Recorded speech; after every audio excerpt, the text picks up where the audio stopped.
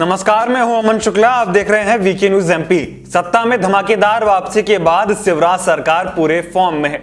एक के बाद जनहित में योजनाओं का ऐलान कर रही है और अपराधियों के खिलाफ भी सख्त रुख अपना रही है। चाहे लब जिहाद पर कड़ा कानून बनाने की बात हो या फिर मिलावट खोरों के लिए उम्र कैद की सजा का कानून, मामा ने सख्त रुख अपनाकर बता दिया है कि प्रदेश में सिर्फ कानून का राज चलेगा, जिसने अपनी चलाई मामा उसे चलता कर देंगे। किसानों के लिए भी मामा ने कई बड़े ऐलान किए हैं और एमपी के किसानों को खुश करके रखा है। तभी तो जहां पूरे देश में किसान नए कृषि कानून को लेकर आंदोलन कर रहे हैं, वहीं मामा के राज में किसान नए कृषि कानून आने से खुश हैं।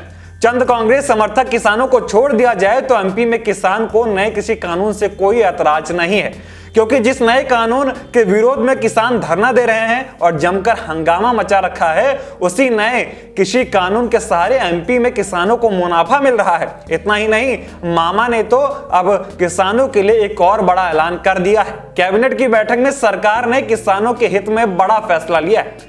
दरअसल शिवराज कैबिनेट ने ग्रामीण ऋण विमुक्ति विधेयक 2020 को मंजूरी दे दी है। इसके तहत 15 अगस्त 2020 तक भूमिहीन कृषि श्रमिक, सीमांत और छोटे किसानों को गैर लाइसेंसी साहूकारों से लिया गया कर्ज और ब्याज की रकम ना तो चुकानी होगी और ना ही उनसे वसूली की जा सकेगी।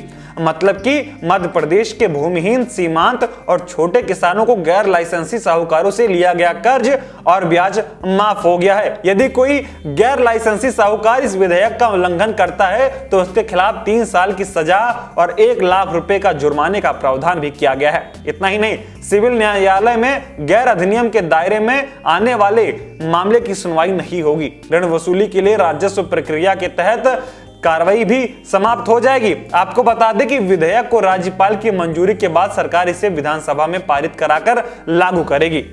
इस विधेयक के लागू होने से 3 श्रेणी के किसानों को इसका लाभ मिलेगा। पहला, भूमिहीन कृषि श्रमिक जिनके पास जमीन नहीं है और वो किसी दूसरे के खेत में मजदूरी करते हैं या बटाई पर खेती करते हैं। दूसरा, सीमांत किसान जिनके पास आधा हेक्टेयर सिंचित या 1 हेक्टेयर तक सिंचित जमीन है। तीसरा, छोटे किसान जिनके पास 1 हेक्टेयर तक सिंचित या फिर 2 हेक्टेयर तक असिंचित जमीन है।